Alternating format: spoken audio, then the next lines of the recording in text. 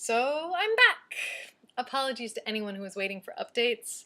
My spring semester was ridiculously busy this year with Latin, but in the gap before summer classes start, I'm hoping to be able to put out a few videos. I've been wanting to do a vlog about ballet for a while now, and since Ballet Austin's 2012-2013 season wrapped up last weekend, I thought it might be interesting to talk about it. I saw nearly every production, though I missed Cult of Color, Call to Color because the timing never worked out. But I did see The Taming of the Shrew, The Nutcracker, The Rite of Spring, along with its companion pieces, and Giselle. Seeing nearly an entire season of ballets has really taught me where my tastes lie. I'm much more of a fan of narrative ballets than less story-driven modern and contemporary pieces. I think it's at least partly because I don't have the context and training to critically analyze non-narrative pieces, so while I found The Rite of Spring and its companion pieces Allegro Brillante and Requiem for a Rose beautiful and moving, I can engage with them as deeply as I can with more traditional story-based ballets. My two favorites this season, The Taming of the Shrew and Giselle, are both narrative ballets with very strong stories to tell. The Taming of the Shrew was the first ballet I ever saw, and it set a very high bar. It demonstrated that a ballet could be clever and witty, as well as being beautiful and expressive. The next ballet I went to was The Nutcracker. I actually ended up seeing The Nutcracker twice because the casting was different between the evening and matinee performances, and I wanted to see my favorite dancer in all of his roles. Seeing different dancers in the same roles can be really revelatory. You get to see their personal flair that a dancer brings to the choreography, which clarifies what choreography speaks to you, and which dancers just have that spark that makes whatever choreography they're dancing glow a little bit brighter. Now, you may be wondering why the only ballet I saw twice didn't get name dropped as one of my favorites.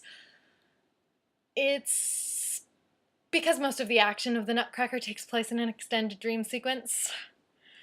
Except for the opening and closing sections, there really is no story to speak of in The Nutcracker, just a sequence of nearly independent dances. I'm not a big fan of dream sequences in general, as they don't tend to carry a lot of narrative weight and merely serve as interruptions to the story, or when they do have real-world consequences for the story, those consequences often seem unearned. In fact, the dream sequence was the only element of The Taming of the Shrew that I wasn't absolutely enamored of, and that's really more a matter of taste than anything else. To be fair, I don't think I could have come up with a cleverer way of choreographing that particular part of the narrative of The Taming of the Shrew, and The Nutcracker is much more about pageantry than it is about story. Giselle was the final ballet of the season. I was familiar with the story and was particularly looking forward to the second act as I was very interested in the Willis, who seem to borrow elements from fairies, my favorite creatures in folklore, and that they are unfathomably dangerous and fond of forcing people to dance to death. The choreography kind of ended up undercutting the power and menace of the Willis, in my opinion. They only truly come across as deadly dangerous during Hilarian's encounter with them, seeming more tame than threatening for most of the second act, and I found that disappointing. I know it might seem like I didn't like anything and that most of what I've said is critical, but I do want to point out that there's generally more to say when you are being critical.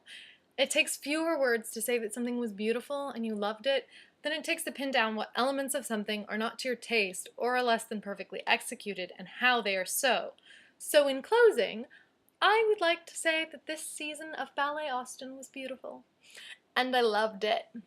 Also, I'd like to thank Ballet Austin for making student rush tickets so accessible. I would not have been able to see this season of ballets from some of the best seats in the house without them.